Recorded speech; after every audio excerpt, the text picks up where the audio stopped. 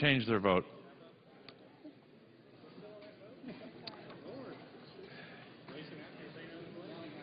On this vote, the yeas are 49, the nays are 51. 3/5 of the senators duly chosen and sworn not having voted in the affirmative. The motion is not agreed to. The majority leader is recognized. We can have the attention of the Senate. Senate will come to order. The Senate will come to order. Majority Leader. Senator Schumer and Alexander are that far from agreement that we can move forward on the next bill. So if, with everyone's patience, I ask unanimous consent that the cloture vote scheduled to occur immediately right now be postponed until Wednesday, that's tomorrow, June 22nd, at a time to be determined by the majority leader in consultation with the Republican leader, and that if cloture is invoked tomorrow, time post-cloture be counted as if cloture was invoked at 6 p.m. today. Is there objection? Without objection, so ordered.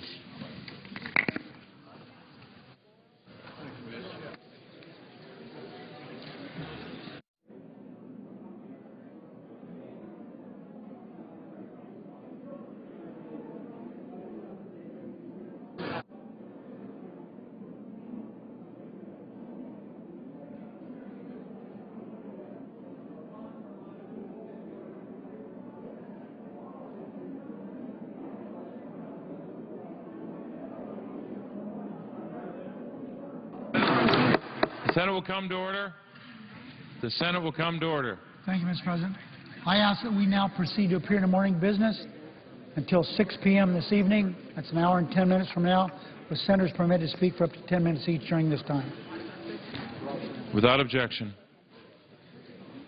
Mr. President. Would note the absence of quorum. Mr. President. Clerk will call the roll.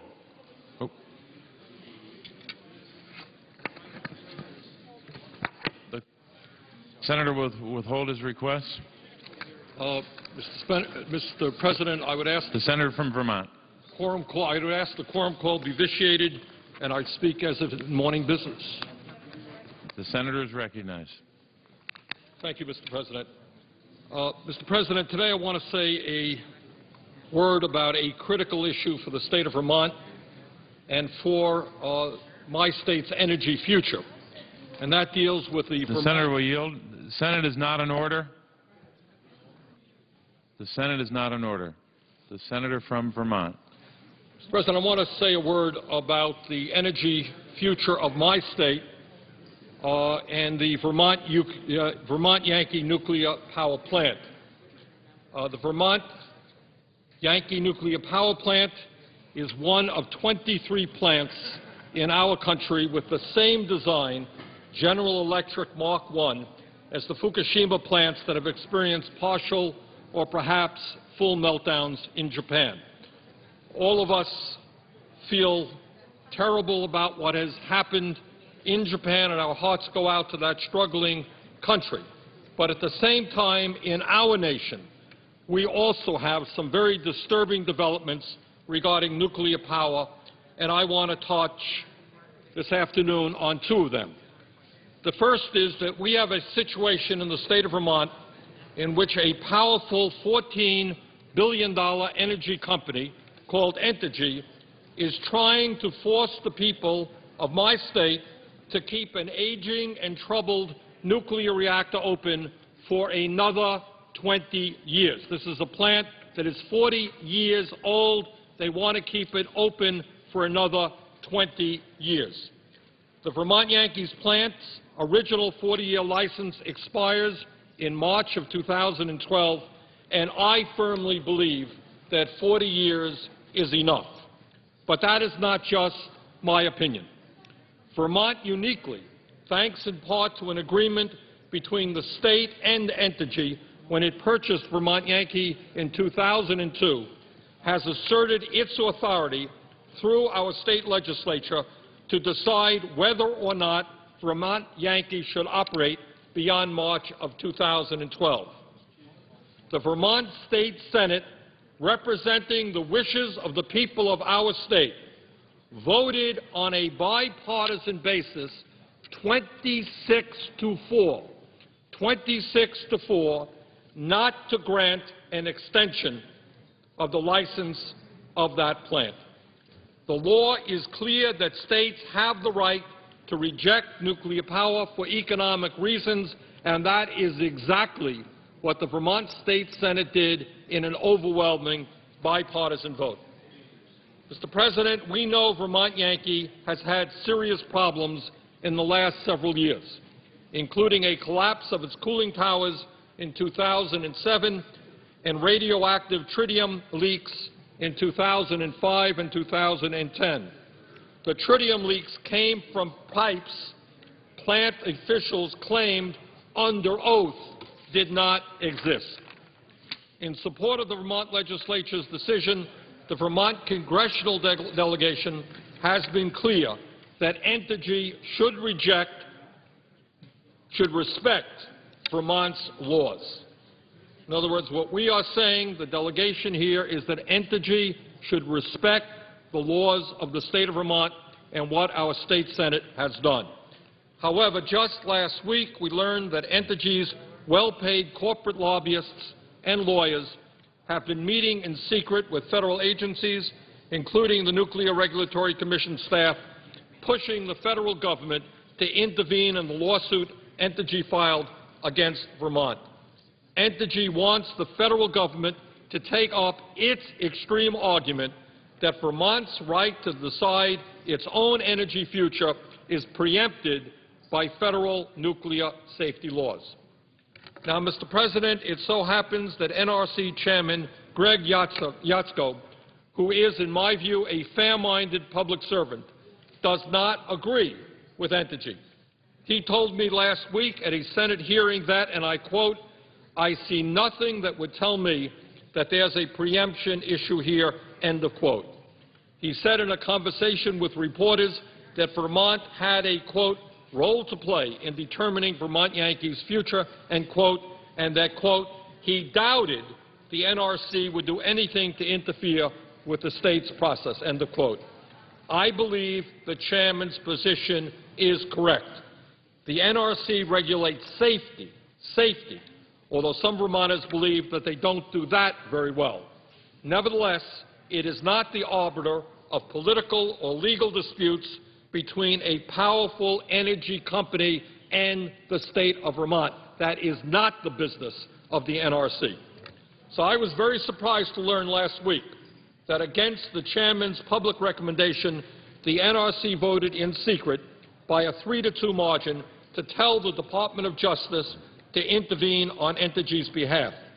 When I questioned the NRC's commissioners at a hearing last week, they refused to tell us how they voted.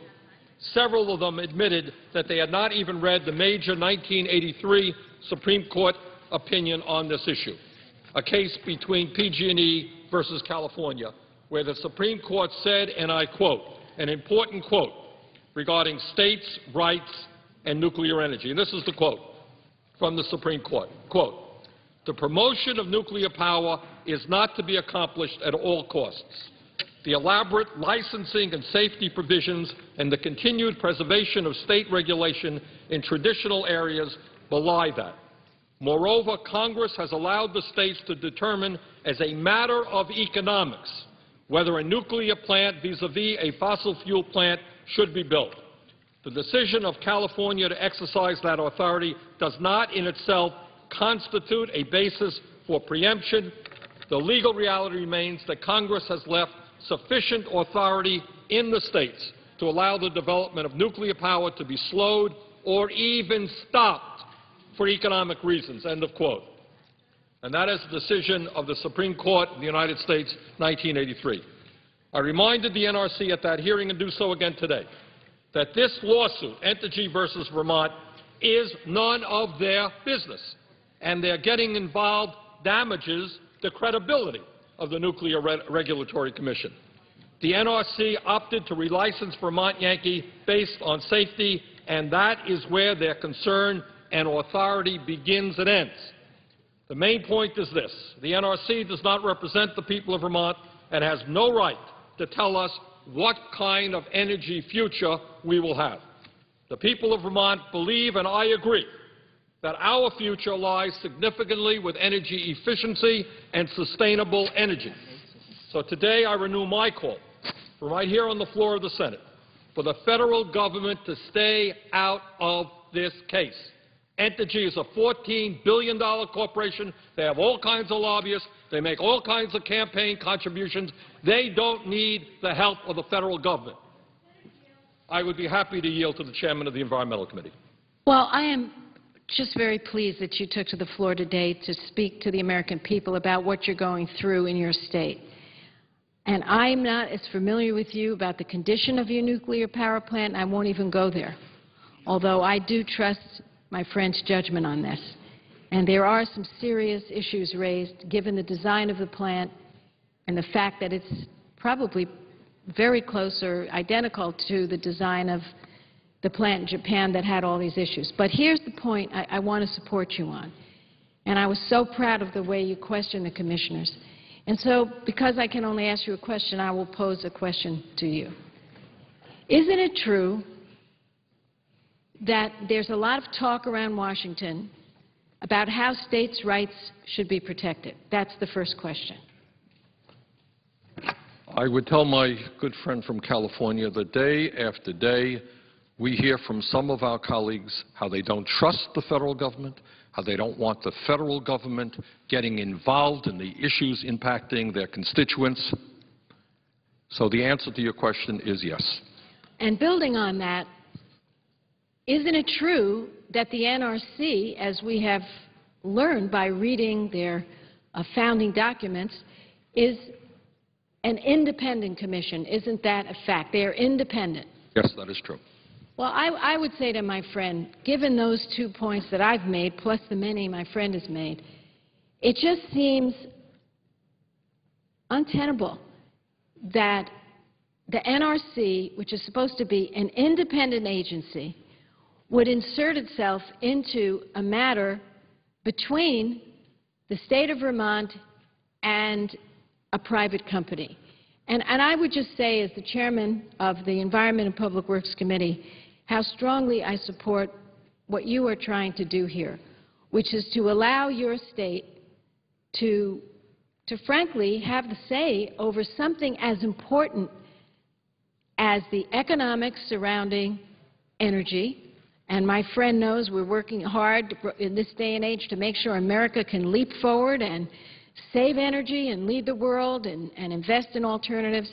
And in light of what happened in Japan, this becomes more and more important. So just I hope my friend will take heart and know that the chairman of this committee stands with him on this battle.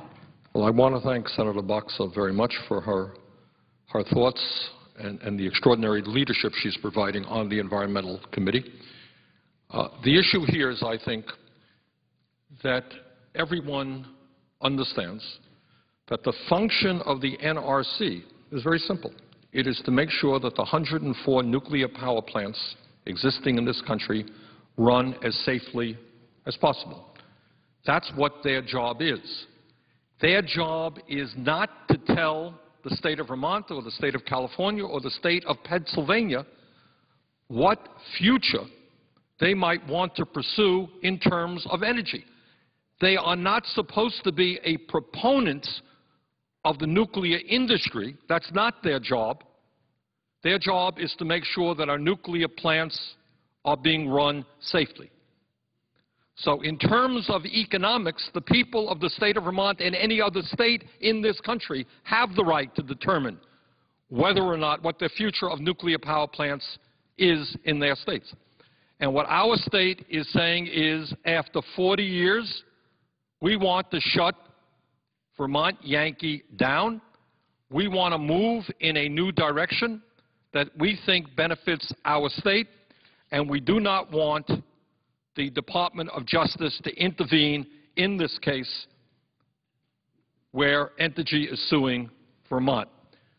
Let me just conclude while we're on the issue of nuclear power in pointing out that the Associated Press recently revealed that 48 out of 65 nuclear power sites in this country have leaked radioactive tritium, and Vermont Yankee is one of those sites. 37 facilities had leaks at levels that violated federal drinking water standards, and some leaks have migrated off the sites, contaminating private water wells, although none is yet known to have contaminated public drinking water supplies. These allegations by the AP are extremely disturbing. Safety at our nuclear plants should be the top priority at the NRC, particularly after what we saw happen in Japan. They should not answer. The function of the NRC is not to represent the nuclear power industry. It's to represent the needs of the people of the United States. And that is why I will be working as a member of the Environment Committee, which has oversight over the NRC, with our chairperson, Senator Barbara Boxer, and others on the committee who are interested in this issue, to call for a GAO investigation of the allegations made by the Associated Press. We need to determine whether it is true that the NRC is systematically working with the industry to undermine safety standards for aging plants in order to keep them operating. Mr. President, let me conclude by mentioning that around the world, there is growing concern about the dangers of nuclear power, and I think that concern has been heightened by the terrible tragedy in Japan. It is important to note that Germany has decided to close all 17 nuclear plants in the next decade and not to build any new ones. They're getting out of the nuclear business. Switzerland is also phasing out nuclear power. And in Italy, just a few weeks ago, 94% of the people voted in an election against restarting the nuclear power industry. Here in the United States, some states are moving in the same direction. In addition to Vermont, New York, led by Governor Cuomo, wants the Indian Point plant shut down. Massachusetts is supporting Vermont in its lawsuit to preserve states' rights to decide their own energy future, and I believe that other states will support us as well. The bottom line here, and the law supports this, is that if states like Vermont want to move away from aging and troubled nuclear reactors and to a sustainable energy future, we have the right to do that. And I will fight tooth and nail to protect that right. Mr. President, with that, I would leave the floor. President. The Senator from Ohio. Senate Republicans, in their typically unanimous ways, just blocked this chamber from even voting on the Economic Development Revitalization Act of 2011. We heard Senator Boxer point out how many Republicans had supported economic development administration for so many times, and what they did for economic development in their states. We know in Vermont and Pennsylvania and Ohio how EDA works, that for small federal investments, leveraging that money in the private sector through incubators in many cases, or accelerators, or whatever communities call them, they do in fact create jobs. Unfortunately, every single Republican in this chamber decided that wasn't such a good thing, perhaps to deny a political victory to President Obama, but what it really did was take away another tool to get this economy back on course.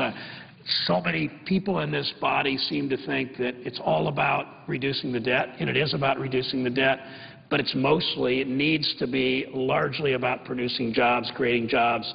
There doesn't seem to be that much interest from the other side of the aisle.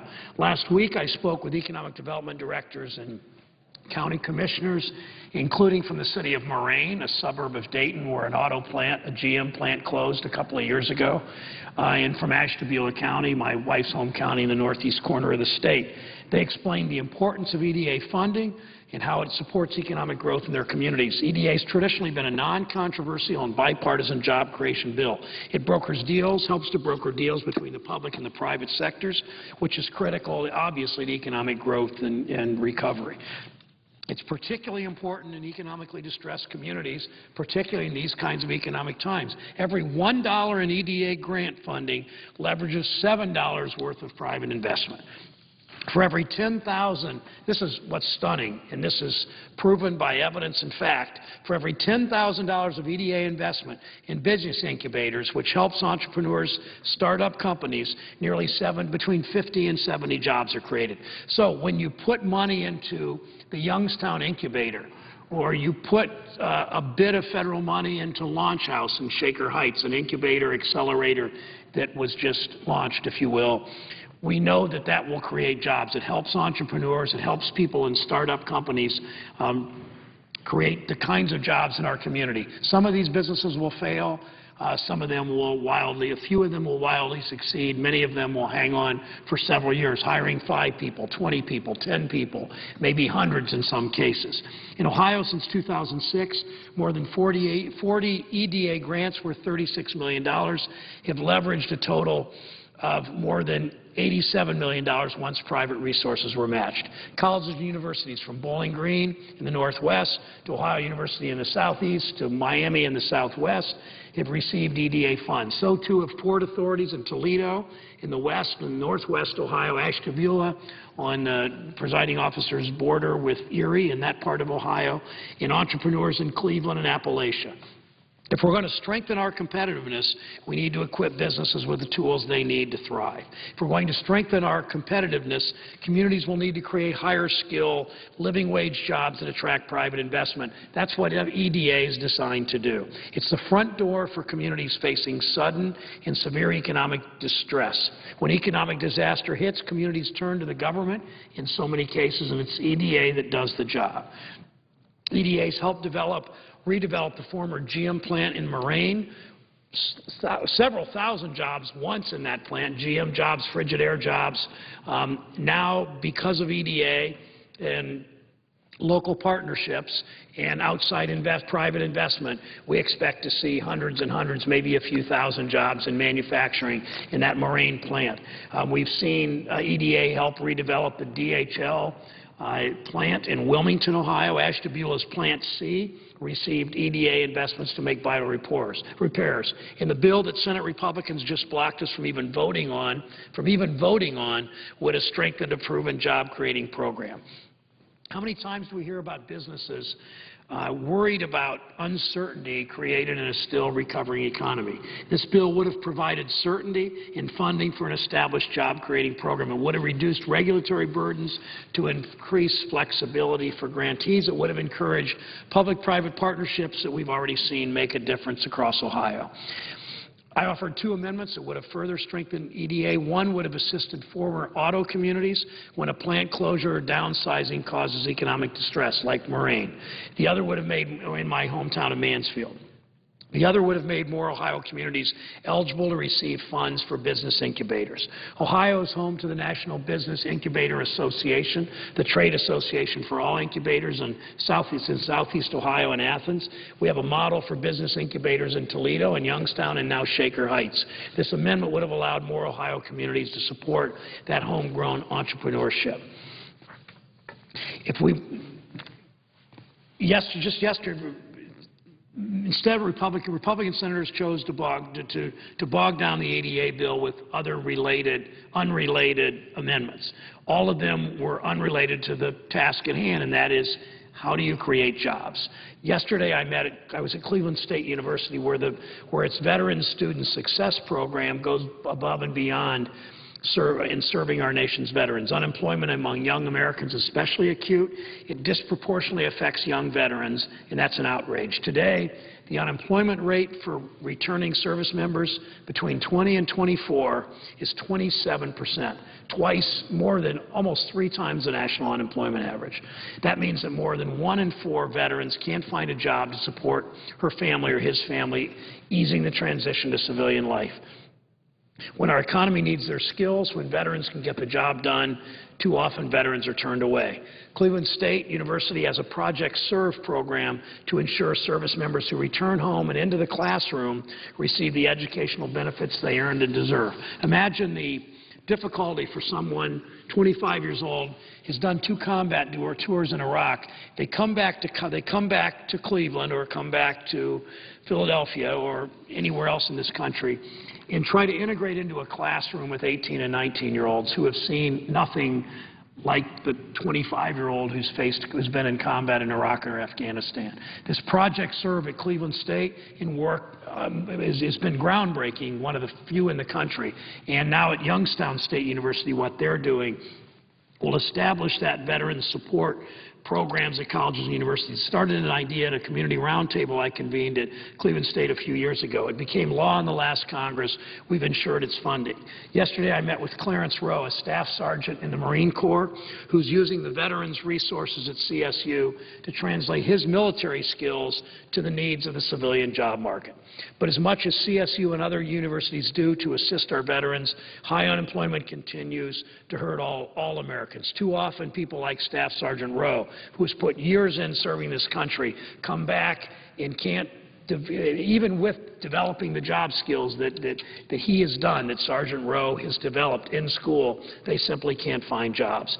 Education, workforce investment, EDA have long been sound federal investments that have helped create jobs and strengthen our economy. It's a shame Republicans have yet again placed a roadblock on that pathway towards a strong, more prosperous middle class. We can do better than that, Mr. President. Mr. President, I yield the floor and suggest the absence of a quorum. The clerk will call the roll. Mr. Akaka.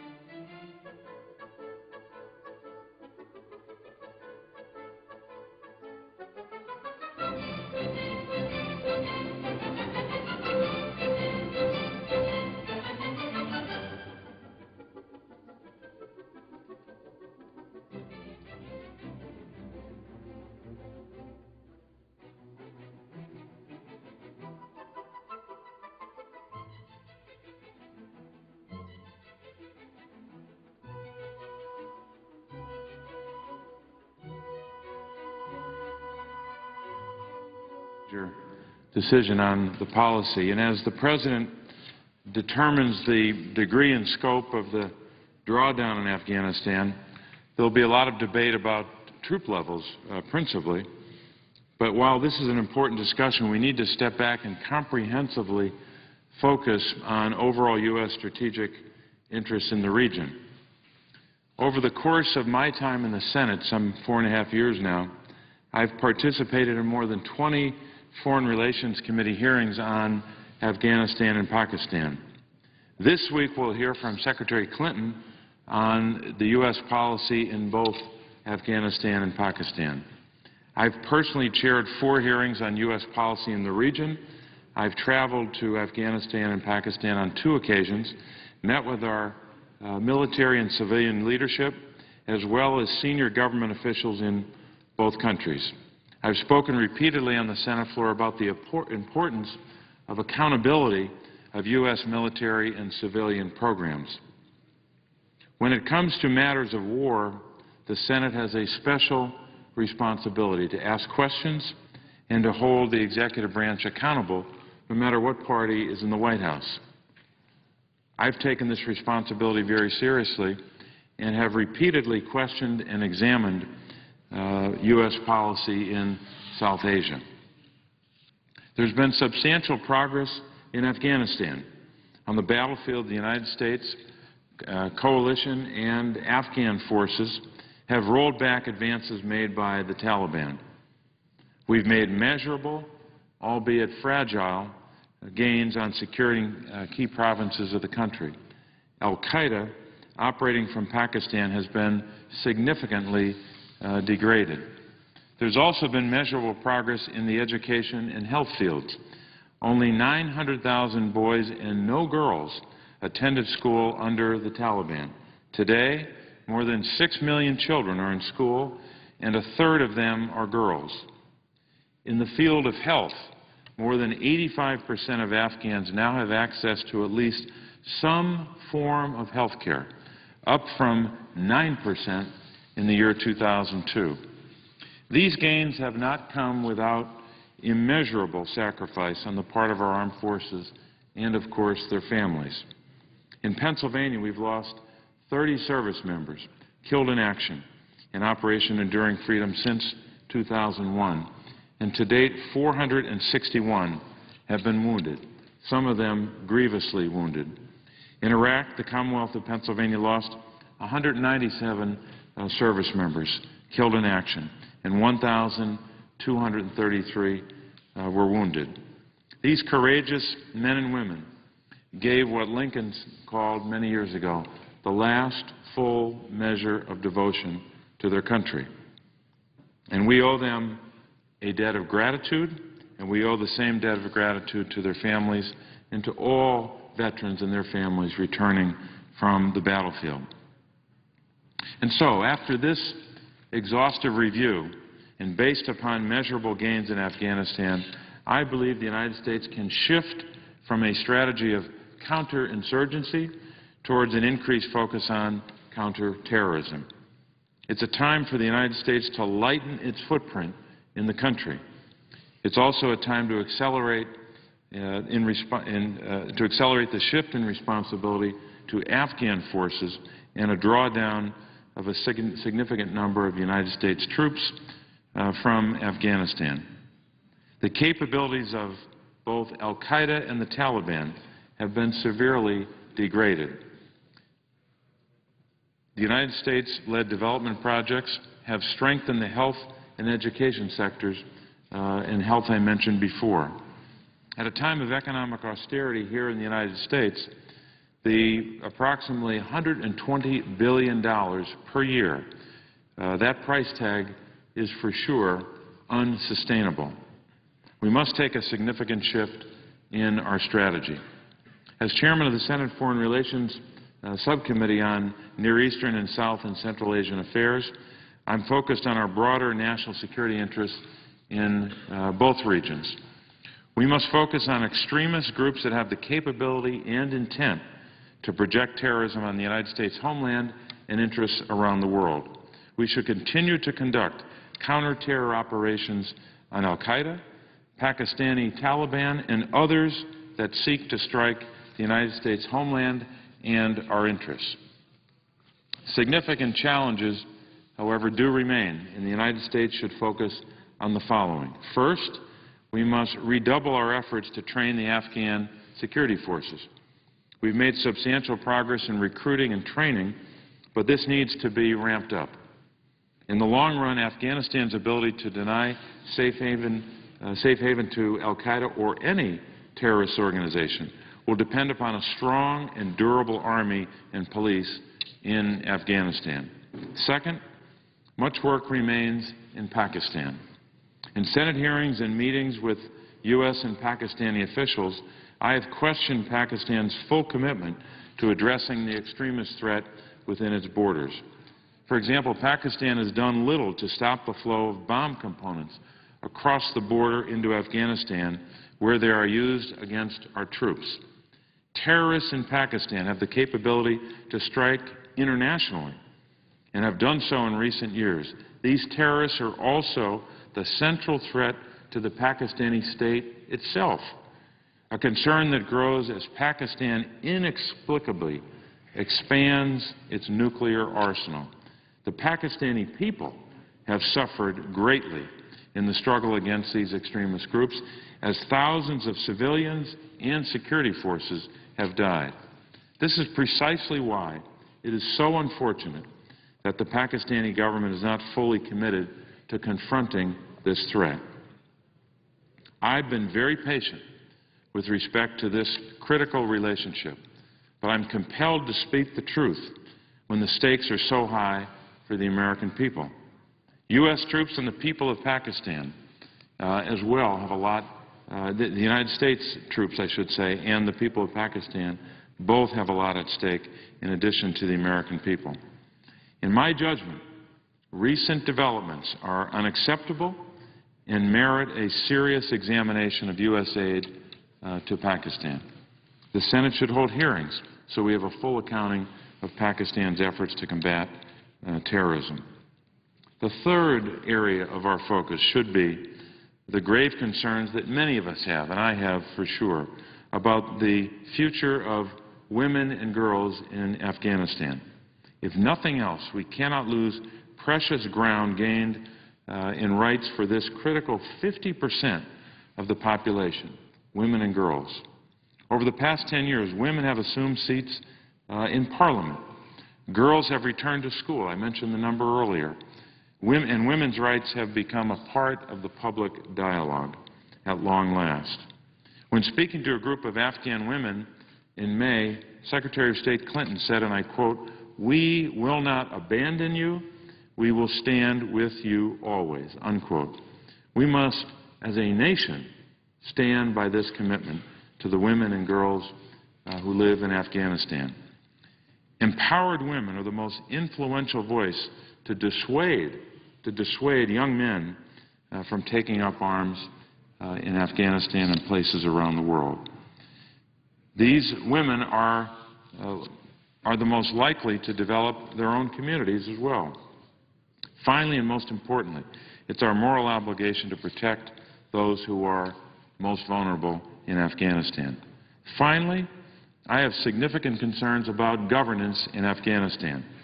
I've closely examined Afghanistan's uneven governance record and have serious questions about the viability of the democratic experiment in that country. The foundational act of democracy, elections, have not met international standards in Afghanistan and have established the basis for an unresponsive government and unresponsive government officials and corruption. As the United States draws down its military presence, the international community must renew its focus on governance in Afghanistan and efficient dispersal of U.S. assistance. A recent Senate Foreign Relations Committee report suggests that we must do a better job of accounting for the resources spent on bolstering the Afghan government. So, in conclusion, Mr. President, we have made progress in Afghanistan all these years. The surge in U.S. troops, working with coalition forces in the Afghan army, have rolled back gains made by the Taliban. Our special forces have killed Osama bin Laden and several other senior al-Qaeda leaders. The numbers and capabilities of the Afghan security forces have increased. Women and girls are better off than they were in the year 2001, and the health sector has improved. Significant challenges remain, but based upon these advances and on the significant cost of our current policy, it is time, after 10 long years, to begin the drawdown process. Mr. President, I would yield the floor and note the absence of a quorum. Clerk will